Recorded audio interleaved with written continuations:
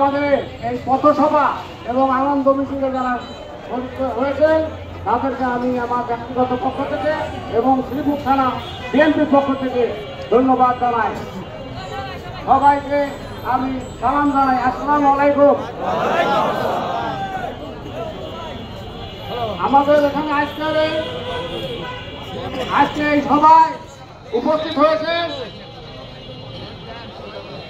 আমাদের ফরিদ যুব দলের আহ্বায়ক অন্তর, এনায়েত, টুকু, শফিক এবং সেলিম সহ আরো অনেকের নাম বলা সম্ভব হচ্ছে না এবং বিএনপির নেতৃবৃন্দ যারা আছেন বিশেষ করে খলিলুর রহমান, মিলন এবং আশরাফুল ইসলাম নালিম সহ অনেকের জায়গায় উপস্থিত হয়েছে এবং 8 ইউনিয়নের সমস্ত নেতৃবৃন্দ আমি আমার ব্যক্তিগত পক্ষ থেকে ধন্যবাদ জানাই।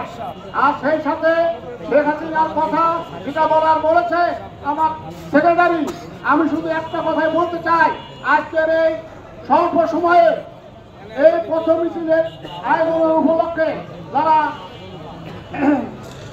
অনেক ত্যাগ প্রতিজ্ঞা পরিশ্রমের মাধ্যমে এই আজকের এই জনসভা সফল করেছেন, আমি তাকে আবারও ধন্যবাদ জানাই।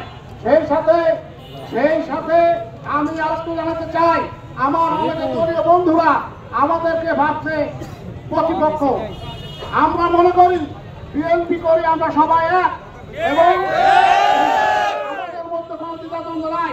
আমরা ধানের শীষে ভোট দেবো, তাদের রহমান যাকে তারই ভোট দেবো।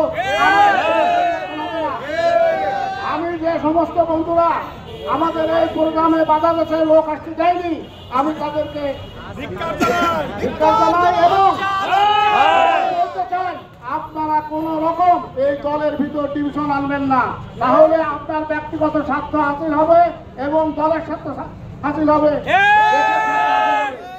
আমি অনুরোধ করে তাই জানাই, এর পরবর্তীতে আপনারা যে ভয় করেছিলেন এবং যে মিটিংগুলো আগামীতে হবে ঐক্যবদ্ধভাবে করব এবং আমাদের মাগুরা জেলায় যেহেতু 2টা পক্ষ আছে, প্রতিপক্ষ আছে, আমরা একটা গ্রুপে করেছি। আমরা মনে করি আমাদের সঙ্গে যারা জড়িত আছে সবাই ঐক্যবদ্ধভাবে এক হয়ে আমরা আগামী নির্বাচনের বৈতরণী বার করব এবং সর্বশেষে সবাইকে ধন্যবাদ দিয়ে এবং আজকে যে রায় হয়েছে রায় কার্যকারিতা করতে হবে এই আশাবাদ ব্যক্ত রেখে সবাইকে আবার ধন্যবাদ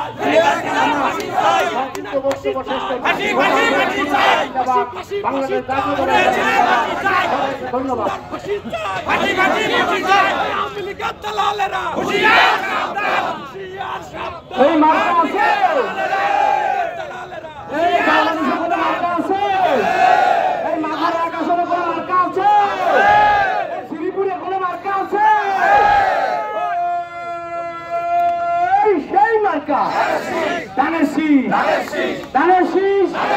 শ্রীপুরে